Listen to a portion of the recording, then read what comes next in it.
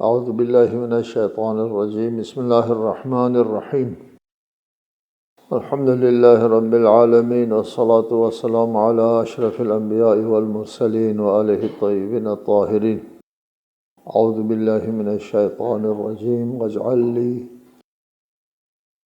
لسان صدق فی الآخرین۔ سورہ شعراء آیت 84۔ حضرت ابراہیم کی دعا ہے، اور آنے والوں میں مجھے حقیقی ذکر جمیل عطا فرما۔ لسان صدق، حضرت ابراہیم کی دعا قبول ہے، اور اس وقت روئے زمین پر جتنے بھی ادیان ہیں، جتنے بھی توحید پرستی ہے روئے زمین کے اوپر، وہ دعوت ابراہیم اور نسل ابراہیم کے ذریعے قائم و دائم ہے۔ حضرت ابراہیم نے فرمایا کہ آنے والوں میں لسان صدق عنایت فرما، راست گوئی توحید پرستی، اللہ کی وحدانیت کی طرف دعوت دینا، یہ راست گو ہے، دنیا کائنات میں سب سے بڑی راست گوئی ہے، اور یہ دعوت نسل ابراہیم میں قائم ہے آج تک اور قیامت تک۔ جب اللہ تعالیٰ نے فرمایا وَجَعَلَهَا كَلِمَةً بَاقِيَةً فِي عَقِبِهِ، اس توحید پرستی کو ابراہیم کی نسل میں کلمہ باقیہ قرار دیا۔ کلمہ باقیہ، نہ ختم ہونے والا سلسلہ، یہ بھی نسل ابراہیمی کے لیے ہے۔ حضرت ابراہیم نے جب اپنی اولاد کو بسایا، حضرت اسماعیل کو بسایا مکے میں، حجاز میں، اس بے آب و گیا بیابان میں، اور فرمایا کہ میں اپنی اولاد میں سے کچھ کو یہاں بسا رہا ہوں تیرے گھر کے سامنے، عند بیتک الحرام، اور یہ کیوں یہ کام کر رہا ہوں؟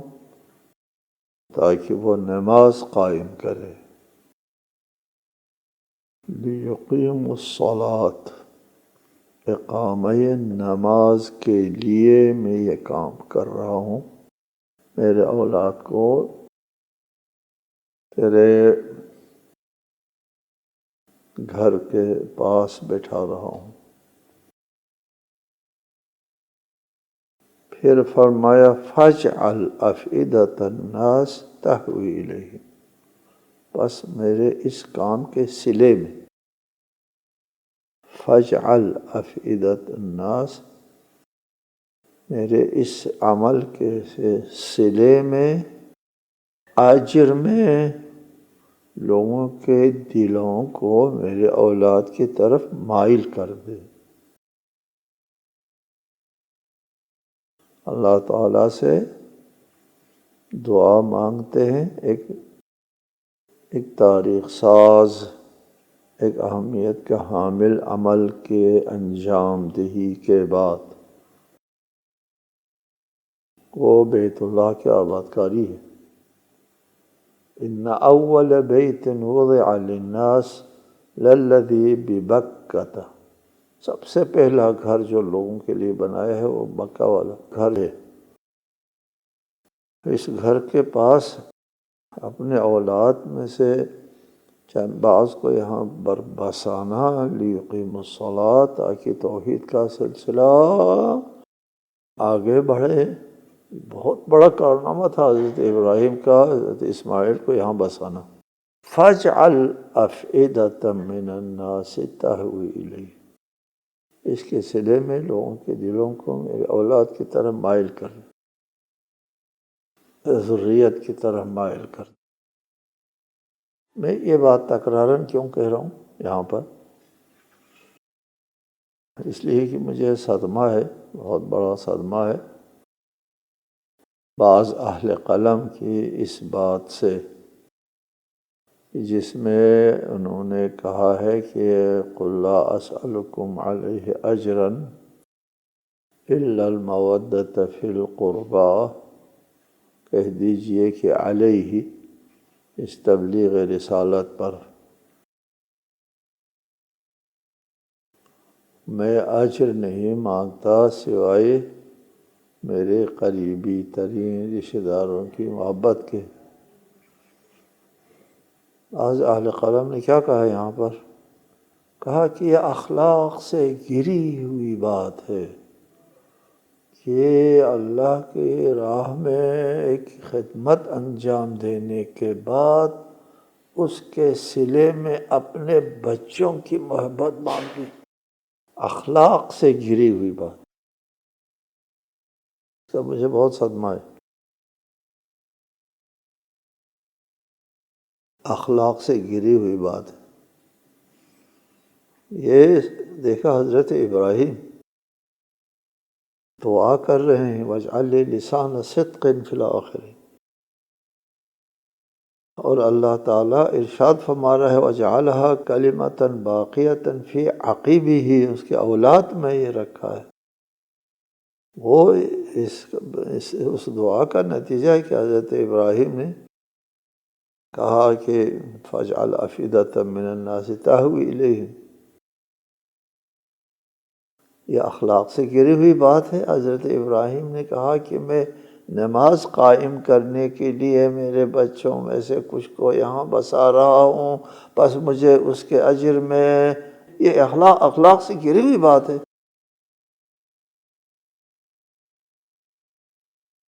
ہم لوگ شاید یہ لکھنے والا قیاس کرتا ہوگا اپنے اولاد کے ساتھ کہ یہ اخلاق سے گری ہوئی بات ہے کہ میں نے تیرے لیے کام کیا ہے، بس میرے بچوں کے لیے کام کرو۔ اپنے بچوں کے ساتھ اس کا مقایسہ کیا ہے۔ اولاد ابراہیم کو اپنی اولاد کے اوپر جو ہے موازنہ کیا ہے۔ اولاد ابراہیم کے لیے اس قسم کی دعا کرنا اخلاق سے گری ہوئی بات ہے۔ جیسے میں اپنی اولاد کے لیے اس قسم کی دعا کروں تو یہ اخلاق سے گری ہوئی بات ہے۔ اولاد ابراہیم کو اپنے اولاد کے ساتھ قیاس نہیں کرنا چاہیے، قابل موازنہ نہیں ہے، قابل قیاس نہیں ہے۔ قرآن مجید میں جا وجہ ہے کہ آل ابراہیم میں ہم نے علم و حکمت جو ہے وہ ودیعت کی ہے۔ وَاجْعَلْنِي مِنْ وَرَثَةِ جَنَّةِ النَّعِيمِ، حضرت ابراہیم کی دعاؤں کا سلسلہ جاری ہے۔ فرمایا مجھے نعمتوں والی جنت کے وارثوں میں قرار دے۔ جنت کا وارث یعنی جنت کا مالک ہونا۔ وارث جو ہے وہ کسی گزشتہ کی ملکیت جو ہے وہ آئندہ والوں کے ہاتھ میں جانے کو وراثت کہتے ہیں، ارث کہتے ہیں۔ اس سلسلے میں ایک روایت ہے، سورہ المؤمنون میں بتایا آپ کو کہ قد افلح المؤمنون،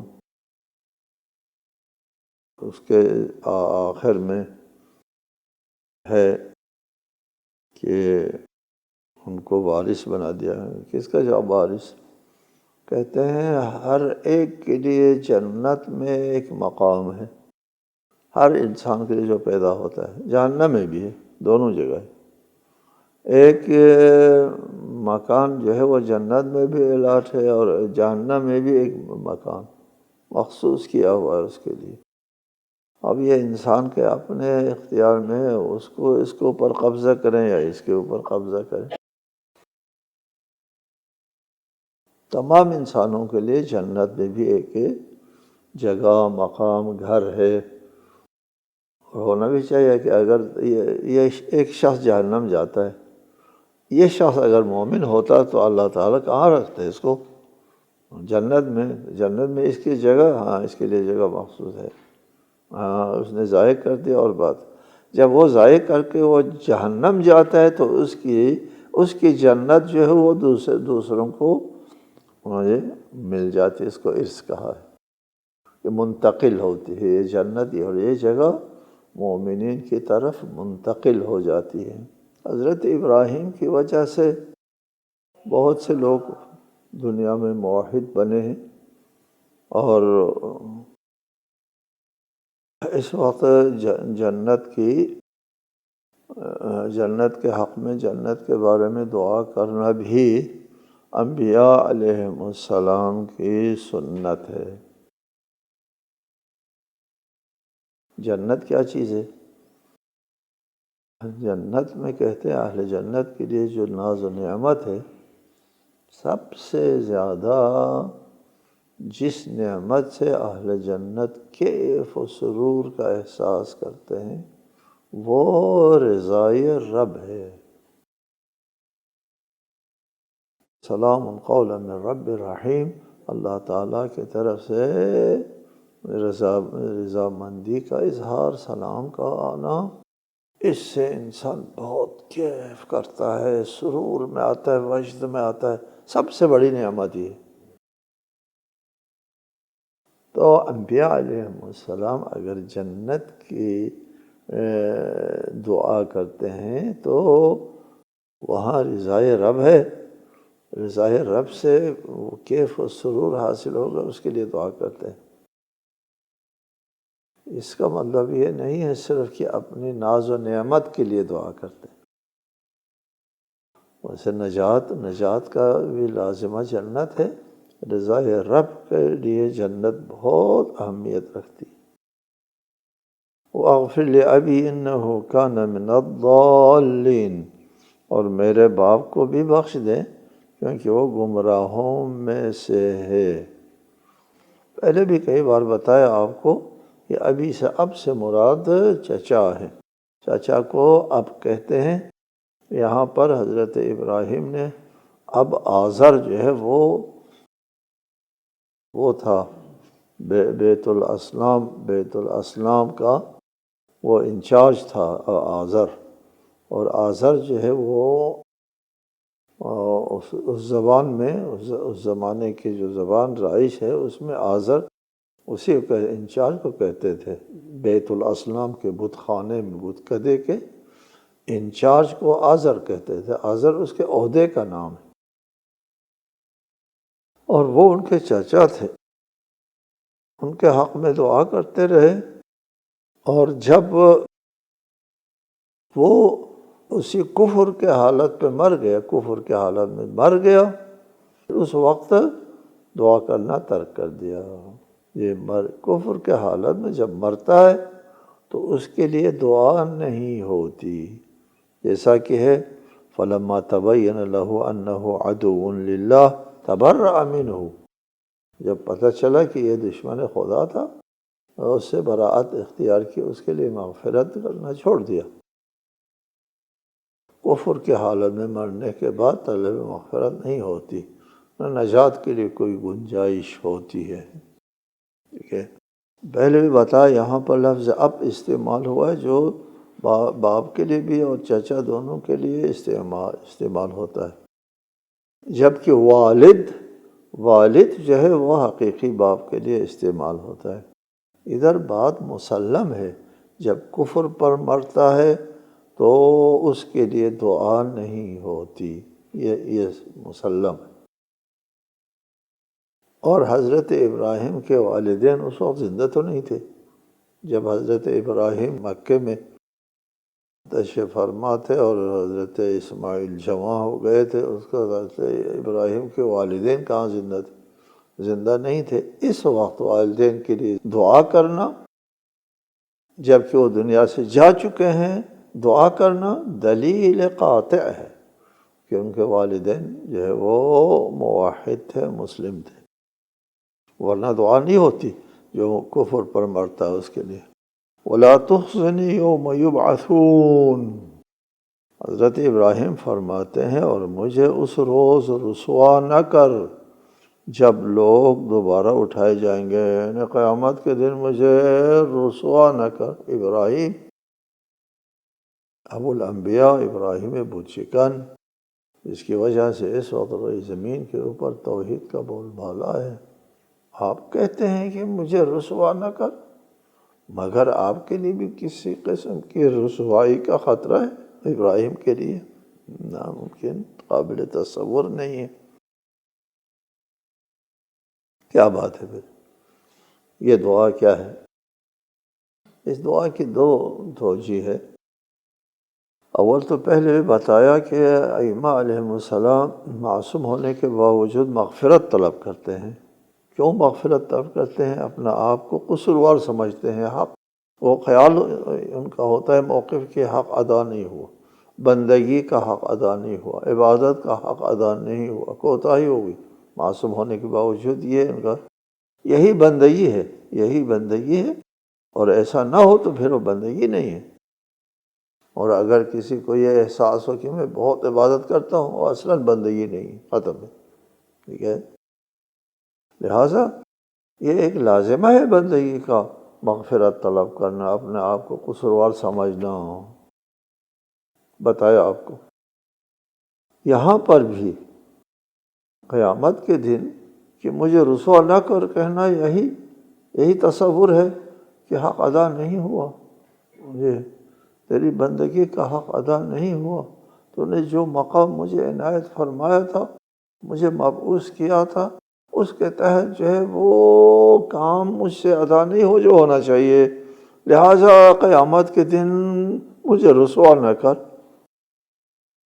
یہ بندگی ہے، یہ بندگی ہے کہ مجھ سے وہ حق ادا نہیں ہوا، قیامت کے دن مجھے رسوا نہ کر۔ عیناً بندگی کا تقاضا ہے، اور ایسا ہی ہونا ہوتا ہے۔ یہ وہ جاہل نادان لوگ یہ کہتے ہیں ہاں مجھے کیا فکر ہے قیامت کے دن، میں حق پر ہوں، میں اس، یہ بندگی نہیں ہے، اصلاً بندگی سے باہر ہے۔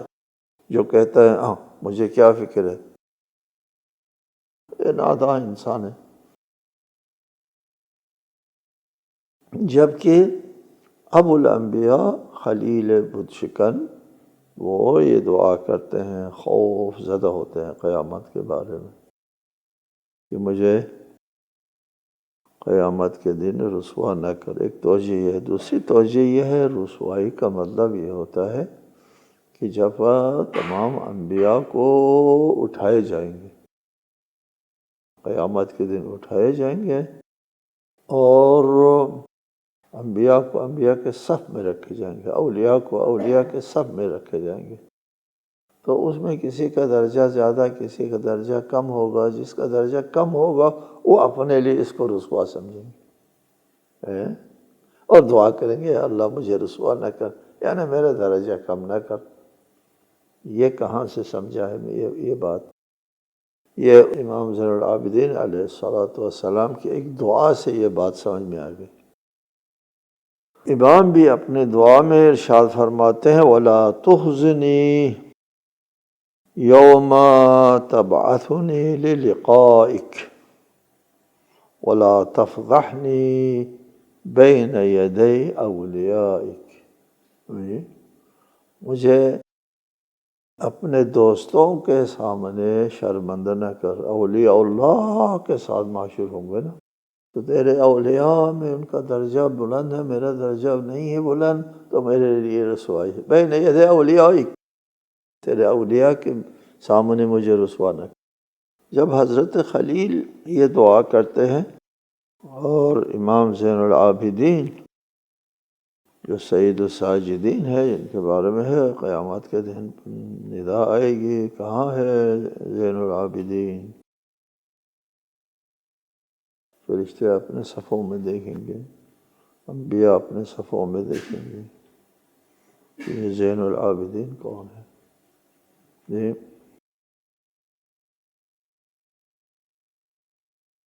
اتنے میں سید الساجدین اٹھیں گے، ان کو یہ خوف لاحق ہے وَلَا تَفْضَحْنِي بَيْنَ يَدَيْ أَوْلِيَائِكَ۔ یہ قیامت سے معصوموں کو بھی خوف آتا ہے، بے خوف ہے تو غافل گناہگار۔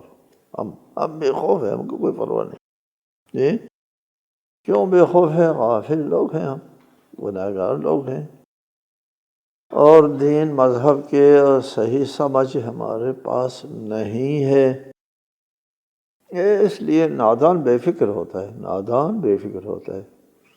انما یخشی اللہ من عبادہ العلماء، جاننے والے ڈرتے ہیں نا کیا کچھ ہونے والا ہے وہاں پہ، قیامت کیا چیز ہے، اس کا جس کو علم ہے اس کو ڈر لائق ہوتا ہے۔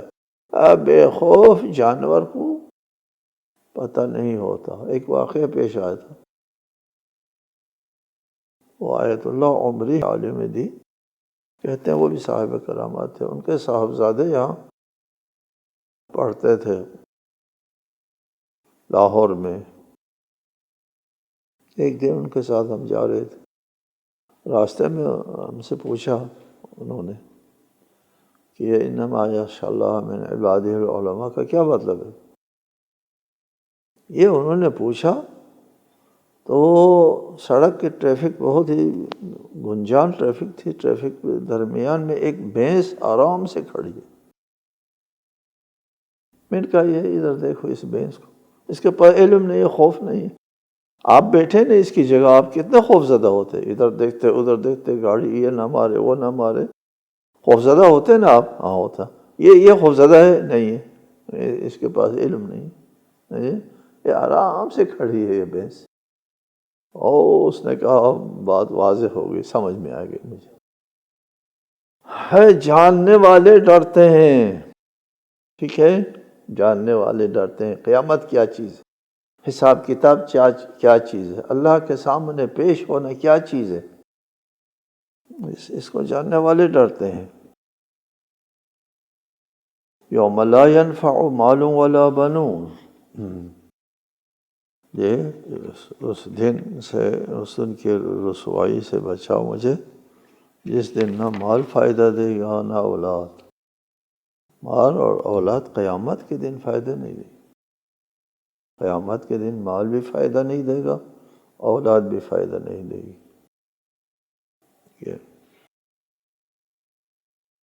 دنیا کی زندگی میں مال اور اولاد فائدہ دیتی ہیں یہاں، کیونکہ دنیا کی زندگی اسباب کی زندگی ہے۔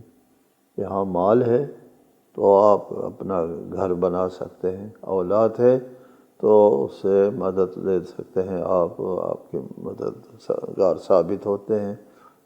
اسباب کی زندگی ہے دنیا کی زندگی، قیامت کے کوئی اسباب نہیں ہے، کچھ نہیں ہوگا۔ آپ کا اپنا عمل جو آپ نے آگے بھیجا ہے، ٹھیک ہے، یہ آپ پیچھے چھوڑ گئے ہیں، آپ اپنے عمل کے ساتھ معاشور ہوں گے، یہ آپ ہوں گے اور آپ کا عمل، نہ مال نہ اولاد۔ وہاں مال و اولاد آپ کا کام نہیں دیں، کیوں نہیں دیں گے؟ اس لیے کہ وہ اسباب کی زندگی اعلیٰ کی دنیا نہیں، اعلیٰ اسباب کا عالم نہیں ہے۔ وہاں مال کام دے سکتا ہے نہ اولاد کام دے سکتی ہے، ٹھیک ہے۔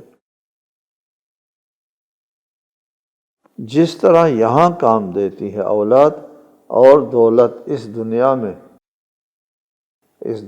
جس طرح کام دے سکتی ہیں دیتی ہیں، وہاں نہیں، یہ مطلب ہے۔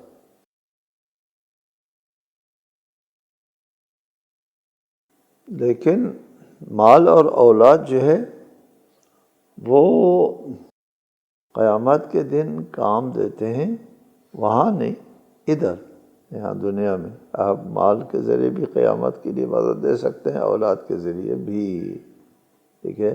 مال راہ خدا میں خرچ کرو، بہترین مدد ہے قیامت کے دن۔ اور اولاد جو ہے اولاد صالح کی تربیت دے کر کے وہ اولاد چھوڑ جائیں تو وہ بھی بہترین وہ ہے آپ کے لیے قیامت کے دن۔ بلکہ اولاد آپ کی شفاعت کر سکتی ہیں۔ جنات عدن يدخلونها ومن صلح من آبائهم، وہ جنات عدن میں داخل ہوں گے اور ان کے صالح نیک آباء کو بھی لے کر۔ اس کی آیت کی تفسیر میں کہ اگر قیامت کے دن ایک شخص ہے وہ زیادہ درجے کے اوپر فائز ہے، بلند مرتبہ ہے، والدین اس مرتبے میں نہیں ہیں، صالح ہیں، یہ مرتبہ بیٹے کا بہت بلند ہے، یہ پھر نہیں ہو سکتا کہ بیٹے کو بلند درجہ مل جائے اور باپ کو نہ ملے۔ یہ وَمَنْ صَلَحَ مِنْ آبَائِهِ، اور اپنے آبا کو بھی لے کر جائیں گے اسی درجے کے اوپر۔ شفاعت ہو گئی نا، یہ اولاد باپ دادا کی شفاعت کی، اور بالعکس بھی ہے، اگر اولاد کا درجہ کم ہے اور آبا و اجداد کا درجہ زیادہ ہے تو اپنے اولاد کو اپنے درجے پہ لے جائیں گے۔ ٹھیک ہے، قرآن میں آیات ہیں، اور اپنے اعمال میں سے کوئی کم نہیں ہوگا، یہ بھی ہے۔ یوم لا ينفع مال ولا بنون الا من اتى الله بقلب سلیم، مگر یہ کہ وہ اللہ کے پاس قلب سلیم لے کر کے آ جائیں۔ سالم دل لے کر کے آ جائے، ہر شائبے سے پاک دل لے کر کے آ جائے، کثافت سے دور دل لے کر کے آ جائے۔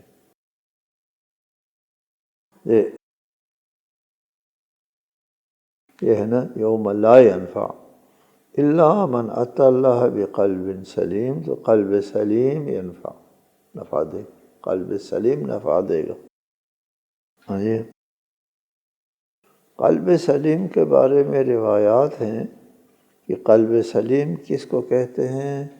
کہتے ہیں جس دل میں شرک خفی و جلی نہ ہو، شرک خفی و جلی نہ ہو، وہ سالم دل ہو گئے نا، کہ اس میں کوئی داغ دھبا نہیں، کسی قسم کا داغ دھبا نہیں ہے۔ داغ دھبے کہاں سے آتے ہیں؟